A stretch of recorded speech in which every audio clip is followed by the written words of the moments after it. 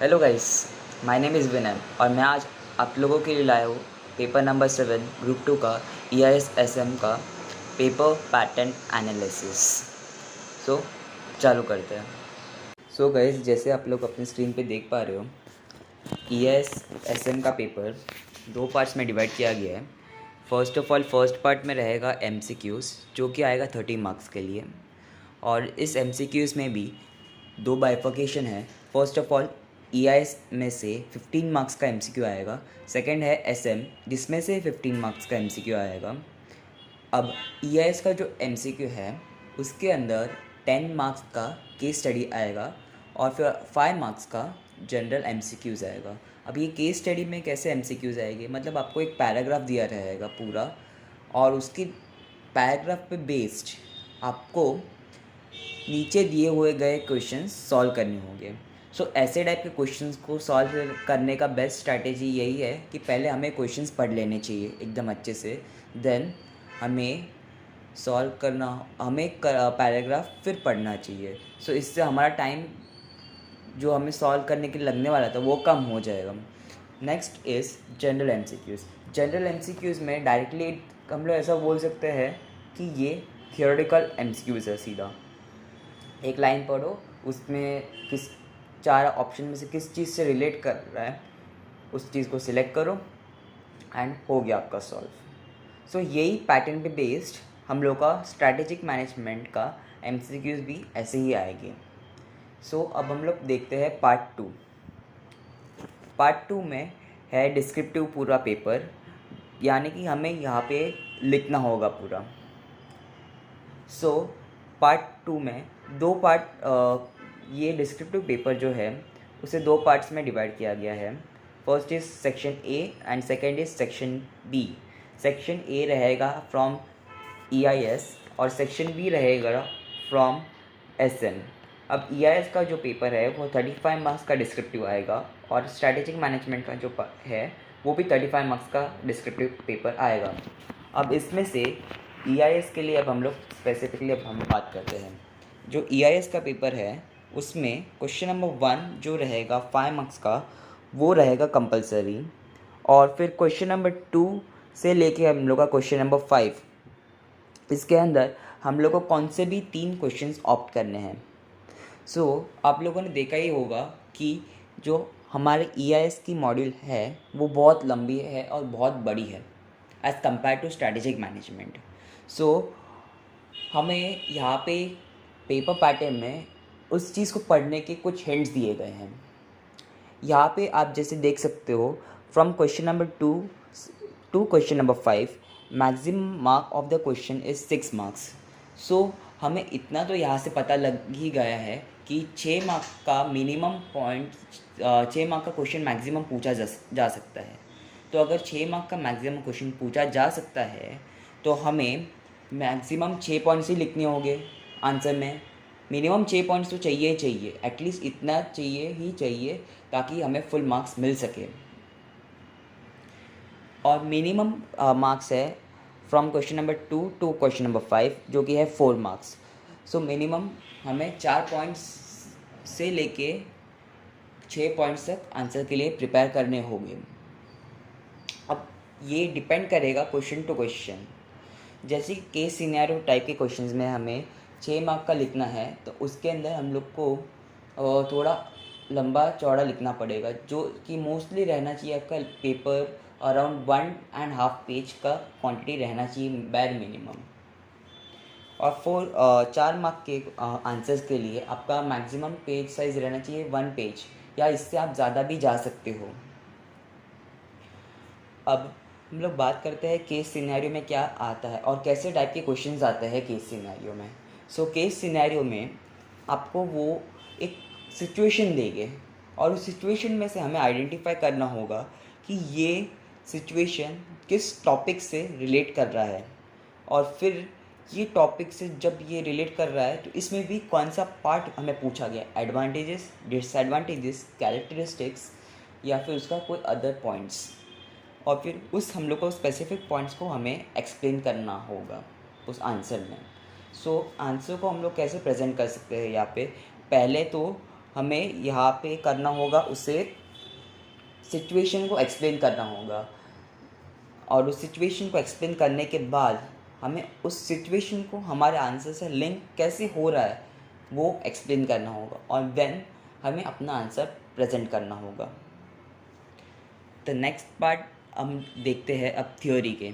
Theory में directly आपसे questions पूछे जाएंगे कि एडवांटेजेस बता दो हमें, एडवांटेज बता दो ब्लॉकचेन के। फॉर एग्जांपल एडवांटेजेस बता दो ब्लॉकचेन के, आईएमपीएस के एडवांटेजेस बताओ, आईएमपीएस क्या होता है, सीबीएस क्या होता है, कोर बैंकिंग सिस्टम, ये हमें बताओ। ऐसे क्वेश्चंस थ्योरी क्वेश्चन में डायरेक्टली पूछे जा सकते हैं, और इसका भी स्ट्रेट फॉरवर्ड आंसर हमें प्रेजेंट करना चाहिए, ना कि हमें केस सिनेरियो जैसे पहले हम लोग यहाँ पे कोई सिचुएशन नहीं होगी, direct point two point answer लिख के आ जाओ, बस दैट्स ओनली द रिक्वायरमेंट। अब आप लोग देख सकते रहेंगे क्वेश्चन नंबर 5 में आपको 3 पार्ट है, part A, part B and part C. Part A में केस सिनेरियो है, पार्ट बी में थियोरी क्वेश्चंस है, एंड पार्ट सी में थियोरी क्वेश्चन है जो कि रहेगा स्पेसिफिकली डिफरेंस बिटवीन, या फिर नॉर्मल थियोरी क्वेश्चन। सो इस मतलब हमें स्पेसिफिक अभी से ही पता है कि क्वेश्चन नंबर 5 में डिफरेंस बिटवीन आएगा ही आएगा। तो अभी से भी अगर आपको अगर क्वेश्चन नंबर 5 ऑप्ट करना है तो आपको डिफरेंस बिटवीन का भी प्रिपरेशन रखना होगा। लेकिन अगर आप क्वेश्चन नंबर 2 से लेके क्वेश्चन नंबर 4 तक का लेके चल रहे हो कि मैं यही ऑप्ट करूँगा या करूँगी, तो आपको डिफरेंस बिटवीन आप इग्नोर कर सकते हैं कम्प्लीटली। सो अब हम लिखते हैं नेक्स्ट पार्ट जो कि है सेक्शन बी। अब सेक्शन बी में रहेगा केस सिनेरियो क्वेश्चन नंबर 6। ये क्वेश्चन कंपलसरी रहेगा जो कि आएगा 5 मार्क्स के लिए। अब next from question number 7 to question number 10 में हमें रहेगा case scenario and theory questions, और क्वेश्चन नंबर 7 से क्वेश्चन नंबर 10 में हमें एनी 3 क्वेश्चंस ऑप्ट करने हैं। जैसे कि आप लोग यहाँ पे देख सकते रहेंगे, maximum mark of the question is 5 marks. So हमें एसएम के मॉड्यूल पढ़ते वक्त हमें ये ध्यान में रखना होगा कि हम किसी भी आंसर के लिए बैड मिनिमम 5 पॉइंट्स पढ़े ही पढ़े, इतने तो याद रहने ही चाहिए। और एक मैं बात बताना चाहूँगा यहाँ पे, स्ट्रैटेजिक मैनेजमेंट में 8 टोटल चैप्टर्स है हमें, और इन 8 चैप्टर में से एक चैप्टर में से हमें पूछा जाएगा केस सिनेरियो बेस्ड क्वेश्चंस, और बाकी के 7 चैप्टर्स रहेंगे वो आएंगे question number 7 to question number 10। और ये स्ट्रैटेजिक मैनेजमेंट में एक चैप्टर से 2 क्वेश्चन पूछे जाएंगे, और बाकी के चैप्टर से 1 क्वेश्चन पूछे जाएंगे। सो एक चैप्टर हमेशा 10 मार्क्स का आएगा ही आएगा, और बाकी के चैप्टर्स 5 मार्क्स मैक्सिमम 5 मार्क्स के ही आएंगे। For I am talking this for specifically descriptive part. अब नेक्स्ट पॉइंट लेते हैं, मार्क्स स्कोरिंग स्ट्रैटेजी।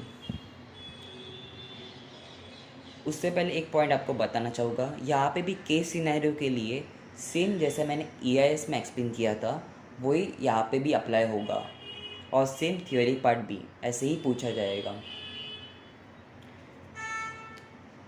सो अब हम आते हैं मार्क्स स्कोरिंग स्ट्रैटेजी पर। आप सबको पता होगा कि 100 मार्क्स का पेपर आने वाला है। सो 100 मार्क्स के पेपर में हमें 30 मार्क्स का MCQ आएगा, और डिस्क्रिप्टिव आएगा 70 मार्क्स का। अब इस डिस्क्रिप्टिव में भी 70 मार्क्स का भी 2 बाइफर्केशन है, जो कि है EIS 35 मार्क्स और स्ट्रैटेजिक मैनेजमेंट जो कि है 35 मार्क्स। सो हम क्या कर सकते हैं, MCQ जो है 30 मार्क्स का, वो मिनिमम 20 मार्क्स का जो MCQ आएगा फ्रॉम 30 मार्क्स वो रहेगा फ्रॉम RTP, फ्रॉम NTP, और बाकी का जो रहेगा वो बोल सकते सम अप रहेगा फ्रॉम जो इंस्टीट्यूट ने अपना MCQs का मॉड्यूल लॉन्च किया है उसमें से भी आएंगे। सो हम RTP और NTP के MCQs अच्छे से सॉल्व करके हम बैर मिनिमम 20 मार्क्स सिक्योर कर सकते हैं आराम से, और एग्ज़ाम्स के MCQs ईजी आते हैं as compare to RTP and MTP, हमेशा ये याद रखना। सो यहाँ पे आपको 20 मार्क्स ईजीली स्कोरेबल है। अब आता है डिस्क्रिप्टिव पार्ट पे। डिस्क्रिप्टिव पार्ट में जैसे कि आप लोग देख सकते हो EIS का 35 मार्क्स है। सो अगर हम स्ट्रैटेजिक मैनेजमेंट पे ज़्यादा फोकस करें और स्ट्रैटेजिक मैनेज पे ज़्यादा फोकस करें, अगर हम लोग उसका 35 में से 25 मार्क्स ले पाए अच्छे से, और EIS में हम लोग थोड़ा बहुत चैप्टर्स पढ़ के अच्छे से पढ़ के हम लोग 35 में एटलीस्ट 15 मार्क्स ले पाए, तो हम लोग का आराम से हम लोग पास भी हो सकते हैं और एग्जामिशन तक भी आराम से पहुंचा जा सकता है। So this was all about paper 7 paper pattern analysis. Thank you guys.